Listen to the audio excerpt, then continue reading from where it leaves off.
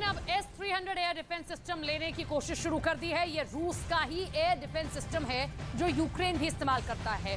Report है कि Zelensky Bulgaria से ये एयर डिफेंस सिस्टम ले सकते हैं।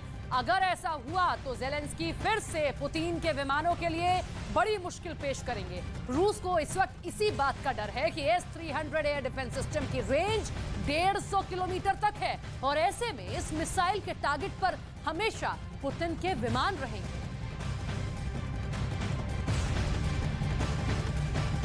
अब जो रिपोर्ट देखेंगे तो उसमें आपको बाइडेन के सेकेंड हैंड प्लान के बारे में पता चलेगा। इसका कोड नेम है इंटरवल। यूक्रेन में बमबारी बहुत ज्यादा हो रही है और जब लगता है कि युद्ध धीमा हुआ तो ऐसी खबर आ जाती है कि ज़ेलेंस्की खुश हो जाते हैं और पुतिन की टेंशन बढ़ जाती है। पिछले 24 घंटों में यूक्रेन को लेकर अमेरिका में किस बड़े फैसले पर बात हुई, इस रिपोर्ट में चौंकाने वाली बात है।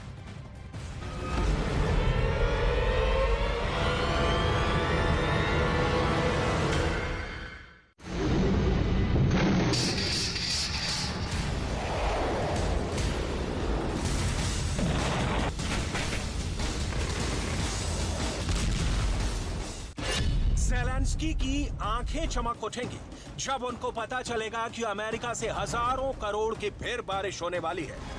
ज़ेलेंस्की को मिलने वाले हथियार बाइडेन अपने स्टॉक से निकाल कर देंगे, लेकिन ज़ेलेंस्की के लिए युद्ध के बीच ऐसी हथियार सप्लाई बहुत बड़ी लॉटरी जैसी है।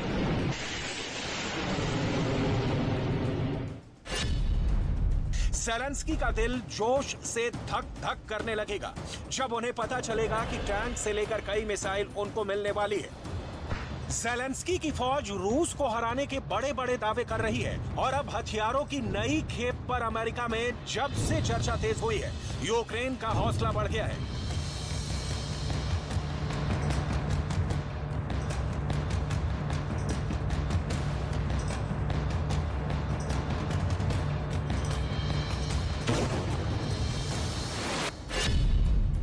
जैसे ही ज़ेलेंस्की को पता चला कि उन्हें हथियारों का बहुत बड़ा पैकेज मिलने वाला है, उन पर प्रेशर भी कम हुआ है।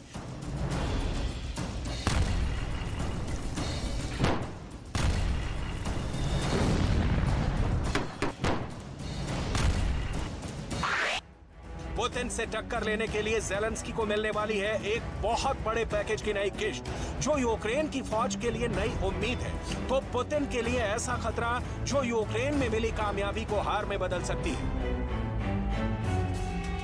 जिन हथियारों पर ज़ेलेंस्की की नजर है उसकी फहरिस्त हमारे पास है।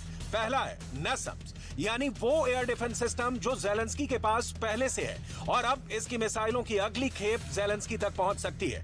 अमेरिका अब ओमान और कतर को दिए जाने वाले NASAMS की सप्लाई यूक्रेन की तरफ मोड़ सकता है, यानी अमेरिका ज़ेलेंस्की को बचाने के लिए पश्चिम एशिया में तैनात होने वाले अपने NASAMS एयर डिफेंस सिस्टम को यूक्रेन को दे सकता है। इसके मायने ये है कि बाइडेन पर भी बहुत ज्यादा प्रेशर है और उनका हथियार गोदाम भी यूक्रेन की वजह से खाली होने लगा है।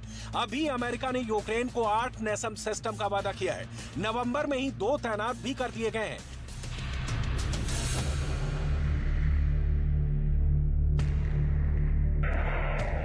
NASAMS की ताकत क्या है, ये आपको इस रिपोर्ट में आगे तफसील से बताएंगे।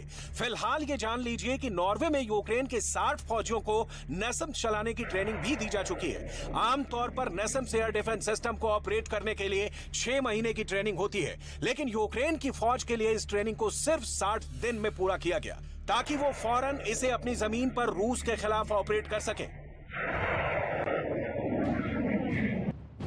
ज़ेलेंस्की का दावा है कि अब तक NASAMS का स्ट्राइक रेट 100% रहा है। यही वजह है कि अमेरिका भी अब ऐसे और सिस्टम और उनकी मिसाइल यूक्रेन को ट्रांसफर करना चाहता है।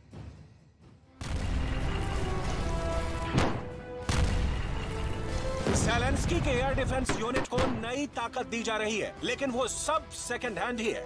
फिर भी NASAMS के और सिस्टम आने से ज़ेलेंस्की की नई ताकत बेहतर होगी, इसमें कोई शक नहीं। ज़ेलेंस्की को मिलने वाले कई हथियारों के बारे में पुतिन भी बहुत बेसब्री से जानना चाहते हैं। ज़ेलेंस्की को 1100 घोस्ट ड्रोन मिलने वाले हैं। ये आत्मघाती ड्रोन पुतिन की फौज पर पैनी नजर रखेंगे।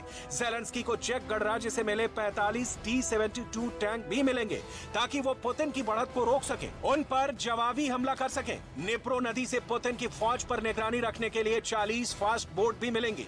ज़ेलेंस्की को हॉक एयर डिफेंस सिस्टम भी मिल सकता है जो अमेरिका अपने गोदाम से यूक्रेन में सप्लाई करेगा। ये हथियार ऐसे हैं जो पुराने हैं, लेकिन ज़ेलेंस्की को इनसे बड़ी मदद मिल सकती है। इन हथियारों को चलाने की ट्रेनिंग भी यूक्रेन की फौज को दी जाएगी। T-72 तो यूक्रेन पहले से इस्तेमाल करता रहा है और उसे चेक गणराज्य के रास्ते मिलने वाले इन टैंक की डिलीवरी 2023 में भी होती रहेगी। जब अमेरिका से ये सवाल पूछा गया कि वो अपना नया टैंक यूक्रेन को क्यों नहीं दे रहा, तो इसका जवाब देखिए। Why aren't we providing new tanks or American tanks?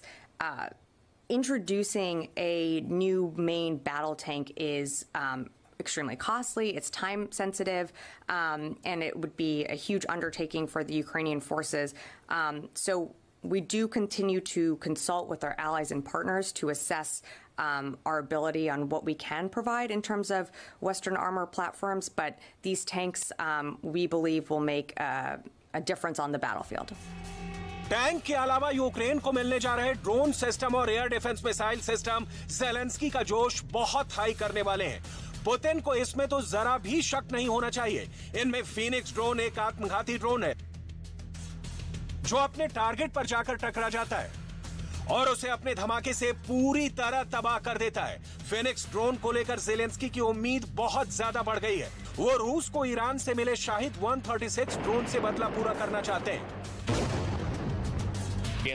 400 мільйонів доларів. Зокрема, це бронетехніка, яка нам дуже необхідна для просування вперед на фронті. Дякую президенту Байдену, Конгресу США і усьому американському народу за незмінну і життєво потрібну допомогу. Ukraine की मदद करने के लिए अमेरिका ने $18 बिलियन की मदद का वादा किया था। यही वजह है कि यूक्रेन रूस को बराबर टक्कर भी दे रहा है। उसके हर काउंटर अटैक में अमेरिका की मदद शामिल है, लेकिन ज़ेलेंस्की का कहना है कि यूक्रेन को और फंड की जरूरत है और उनको कम से कम 3 लाख करोड़ रुपए की जरूरत होगी। लेकिन मुद्दा यह है कि ज़ेलेंस्की की डिमांड बहुत बड़ी है। वो कुछ हजार करोड़ की मदद नहीं चाहते, क्योंकि अब उनको चाहिए 3 लाख करोड़ वाला पैकेज। ज़ेलेंस्की इस वक्त यूक्रेन के ऊपर डॉलर की बारिश चाहते हैं। 3 लाख करोड़ कहां खर्च करेंगे? हथियार खरीदेंगे? किससे देंगे रकम? सवाल है कि हथियार की बराबर सप्लाई के बीच ज़ेलेंस्की पैसों की बारिश चाहते हैं। आखिर 3 लाख करोड़ का क्या करेंगे वोलोदिमीर ज़ेलेंस्की? इतना कैश ज़ेलेंस्की ने कभी देखा भी होगा? 3 लाख करोड़ से क्या ज़ेलेंस्की हथियार खरीदेंगे या कुछ और करेंगे? आखिर पुतिन को हराने के लिए ज़ेलेंस्की को क्यों चाहिए 3 लाख करोड़? क्या ज़ेलेंस्की को मिला फंड खत्म हो चुका है? 8 महीने से जारी युद्ध में ज़ेलेंस्की का बजट क्या पूरी तरह से बिगड़ चुका है?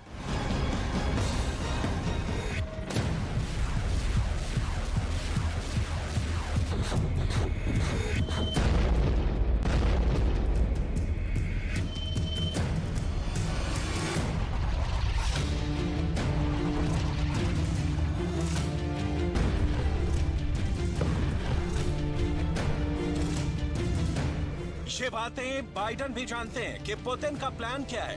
फ्रांस के राष्ट्रपति से मुलाकात के दौरान बाइडन ने पुतिन को लेकर क्या कहा, उनका बयान अमेरिका की रणनीति बहुत हद तक साफ कर देता है। There's one way for this war to end, the rational way. Putin to pull out of Ukraine, number one. But it appears he's not going to do that. He's paying a very heavy price for failing to do it, but he's inflicting incredible carnage on the civilian population of Ukraine, bombing nurseries, hospitals, children's homes. It's sick what he's doing. But the fact of the matter is, I have no immediate plans to contact Mr. Putin. Mr. Putin is, let me choose my words very carefully. I'm prepared to speak with Mr. Putin if, in fact, there is an interest in him deciding he's looking for a way to end the war. He hasn't done that yet.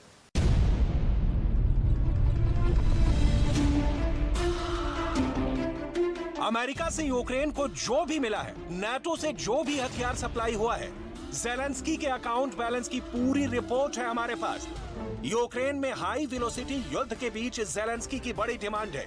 वो पश्चिमी देशों, पूरे Europe और NATO से 3 लाख करोड़ की मांग कर रहे हैं। युद्ध लड़ने के लिए ज़ेलेंस्की ने अभी तक जो मांगा है वो मिला है। रूस से टक्कर लेने के लिए अमेरिका और नाटो ने ज़ेलेंस्की की हर ख्वाहिश पूरी की है। चाहे वो अमेरिका और ब्रिटेन से मिली ज़ैवलिन और एन-लॉ जैसी एंटी टैंक गाइडेड मिसाइलें हों, चाहे वो रूस के विमानों को गिराने के लिए अमेरिका से मिली स्टिंगर मिसाइल,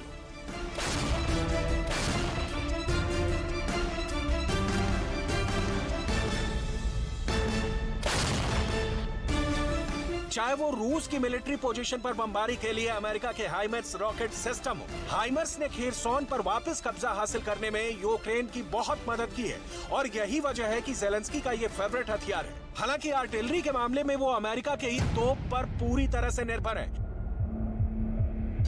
इनमें अमेरिका से ही मिली M777 तोप और उसके हजारों गोले शामिल हैं। वहीं ज़ेलेंस्की को पोलैंड और चेक गणराज्य से T-72 टैंक भी मिले हैं। इस वक्त ज़ेलेंस्की का इरादा पूरी ताकत समेटने का है। रूस की पोजीशन को लगातार अटैक करने का उनका काम जारी है। डॉनबास में उनकी फोर्स ने फाइट बैक वाली रणनीति पर तेजी से काम किया है और यही वजह है कि पुतिन को कुछ मोर्चों पर जबरदस्त झटका लगा है। इस वक्त युद्ध में रूस को हराने के लिए ज़ेलेंस्की को जो भी चाहिए वो उसे अपनी पहुंच में चाहते हैं। ऐसे में इस वक्त सबसे बड़ा सवाल है कि रूस की फौज पर लगातार गोले बरसाने, उसके हेलीकॉप्टर गिराने और रूस के ड्रोन को उड़ाने के बाद इस वक्त ज़ेलेंस्की का गोदाम कितना भरा है, कितना खाली है और 3 लाख करोड़ से वो क्या क्या करना चाहते हैं। 3 लाख करोड़ में ज़ेलेंस्की किसका किसका गोदाम भरेंगे? यूक्रेन के युद्ध में ये बहुत बड़े सवाल हैं। खेरसोन में पुतिन हार चुके हैं। ऐसे में अब पुतिन ने नदी के पार अपना झंडा बरकरार रखने पर फोकस बढ़ा दिया है। यूक्रेन का दावा है कि पुतिन को यहां से भी पीछे हटना पड़ेगा। 400 мільйонів доларів. Зокрема, це бронетехніка, яка нам дуже необхідна для просування вперед на фронті. Дякую президенту Байдену, Конгресу США і усьому американському народу за незмінну. यूक्रेन रूस की आर्टिलरी पोजीशन को लगातार निशाना बना रहा है। इसमें बहुत ही सटीक माने जाने वाली तोप का इस्तेमाल हो रहा है जो उसे अमेरिका से मिली है। इस वक्त Kamov-52 हेलीकॉप्टर से रूस की सेना यूक्रेन के कई पोजीशन पर बमबारी कर रही है। यह हेलीकॉप्टर रूस की अटैक फॉर्मेशन में सबसे आगे है और इसकी बमबारी से यूक्रेन को कई इलाकों में भारी नुकसान हुआ है। वहीं पुतिन इस वक्त डॉनबास से आगे बढ़कर खार्किव और खेरसोन में लगातार हवाई हमले करना चाहते हैं। ये वो इलाके हैं जहां पुतिन की फौज को मुंह की खानी पड़ी है।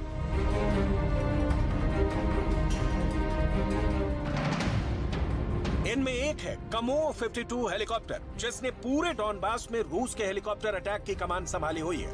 वहीं रूस का पुराना अटैक हेलीकॉप्टर Mi-35, जिसे फ्लाइंग टैंक भी कहा जाता है, उसकी तादाद भी ऑपरेशन में बढ़ा दी गई है।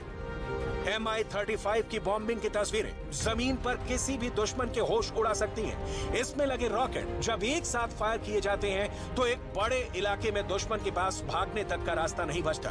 पुतिन के सामने इस वक्त बड़ी चुनौती खार्किव है। ऐसे में अगर खार्किव ज़ेलेंस्की के हाथ से निकला तो कीव को ज़ेलेंस्की कब तक बचा पाएंगे, ये बड़ा सवाल है। फिलहाल ज़ेलेंस्की के सामने है कि वो अपनी फौज तक नए हथियार कैसे पहुंचाए। यूक्रेन की फौज के पास बड़े हथियार तो हैं, लेकिन छोटे हथियारों की कमी हो चुकी है। उनके इन्फेंट्री या मिलिशिया के पास लड़ने के लिए अब हथियार खत्म हो रहे हैं। इसलिए ज़ेलेंस्की छोटा मोटा टारगेट नहीं रख रहे, वो सीधे 3 लाख करोड़ वाली रिक्वेस्ट दुनिया तक पहुंचा रहे हैं। लेकिन सवाल है कि उनको आखिर मिलेगा कितना। युद्ध लड़ना किसी भी देश के लिए आसान नहीं होता। रोज अरबों का गोला बारूद दागा जाता है। फौज की मूवमेंट पर इतना पैसा खर्च होता है जिसका कोई हिसाब नहीं। यही वजह है कि पुतिन का मुकाबला करने के लिए ज़ेलेंस्की अब अरबों डॉलर की बारिश चाहते हैं। ज़ेलेंस्की को पूरी उम्मीद है कि 3 लाख करोड़ की बारिश होगी तो वो पुतिन को हरा सकते हैं। कम से कम वो इस बात का भरोसा बाइडेन और नाटो को जरूर दे रहे हैं। ज़ेलेंस्की को रोजाना मिलने वाली रिपोर्ट में उन्हें सिर्फ वही बातें बताई जाती हैं जिससे वो खुश हो। Невельське, Красногорівка і Мар'їнка на Донеччині. В той же час противник завдав 5 ракетних 27 авіаційних ударів та здійснив 44 обстріли з реактивних систем залпового вогню по цивільній інфраструктурі та позиціях наших військ вздовж. रूस इस वक्त ड्रोन और क्रूज मिसाइलों से जेलेंस्की के हथियार गोदाम को टारगेट कर रहा है। उसके निशाने पर अमेरिका से मिले हथियार हैं। जेलेंस्की के ऐसे अड्डों को टारगेट किया जा रहा है जहां पर अमेरिका से मिले लॉन्ग रेंज वाले वेपन सिस्टम रखे गए हैं। ऐसे में यही वजह है कि रूस के हवाई हमलों को रोकने के लिए अमेरिका के NASAMS एयर डिफेंस सिस्टम भी तैनात कर दिए गए हैं। जो NASAMS अमेरिका और नॉर्वे ने जेलेंस्की के लिए भेजे, उसके लिए कारतूस ब्रिटेन भेज रहा है। यानी इसमें इस्तेमाल होने वाली एमरम मिसाइल ब्रिटेन से आ रही है। इसमें कोई शक नहीं कि रूस के खिलाफ नाटो की तरफ से ये बहुत खास एयर डिफेंस सिस्टम यूक्रेन को बड़ी ताकत देगा और इसे लेकर जेलेंस्की और यूक्रेन की टॉप मिलिट्री कमांड बहुत ज्यादा राहत महसूस कर रही है। इसकी बड़ी वजह जानने से पहले इस हथियार की सबसे खास बातें जान लीजिए, जिस पर रूस के टॉप कमांडर्स की भी नजर है। अमेरिका और नॉर्वे का ज्वाइंट प्रोजेक्ट है NASAMS, मीडियम रेंज का एयर डिफेंस सिस्टम है। ये 30 किलोमीटर की रेंज में किसी भी ड्रोन, क्रूज, मिसाइल या फाइटर जेट को खत्म कर सकता है। अब देखिए रूस के वो कौन से जहाज हैं जिनके लिए NASAMS air defence system Yamraj साबित होगा। ये है रूस का सुखोई 25 बॉम्बर, जो एक फ्लाइंग टैंक भी कहा जाता है। ये नीचे उड़ते हुए यूक्रेन की फौज पर जबरदस्त बमबारी करता है और इसी की वजह से जेलेंस्की की फौज कई फ्रंट हार चुकी है। ऐसे ही विमानों को अब यूक्रेन में बहुत संभल कर उड़ना होगा, क्योंकि वो नॉर्वे और अमेरिका के बनाए गए NASAMS सिस्टम की मिसाइल का आसान निशाना बन सकते हैं। अमेरिका से जारी मदद के बीच वहां की पॉलिटिकल अफेयर्स मामलों के उप मंत्री विक्टोरिया न्यूलैंड यूक्रेन गए और अपने ही देश में शरणार्थी बन गए लोगों से मिली। कीव में ऐसे लोग जो खार्किव और खेरसोन से आकर आसरा लिए हुए हैं, उनसे मुलाकात के बाद विक्टोरिया न्यूलैंड ने पुतिन के लिए क्या कहा, बहुत गौर से सुनिएगा। President Putin knows best. This war could stop today if he chose to stop it and withdrew his forces, and then negotiations can begin. देखा जाए तो करीब 10 महीने से जो युद्ध जारी है, उसमें ऐसे कई हथियारों की यूक्रेन के हमलों में सबसे बड़ी भूमिका रही है। इन्हीं हथियारों की वजह से अब तक रूस की विशाल मिलिट्री पावर के आगे जेलेंस्की ने पूरी तरह घुटने नहीं टेके। वो चाहे डॉनबास बुरी तरह हार चुके हैं, लेकिन खेरसोन में जेलेंस्की ने वापसी की है। हालांकि अपनी राजधानी कीव को वो बचा लेंगे या नहीं, ये पूरी तरह अमेरिका और नाटो से मिलने वाली हथियार सप्लाई और युद्ध वाली फंडिंग पर निर्भर करेगा।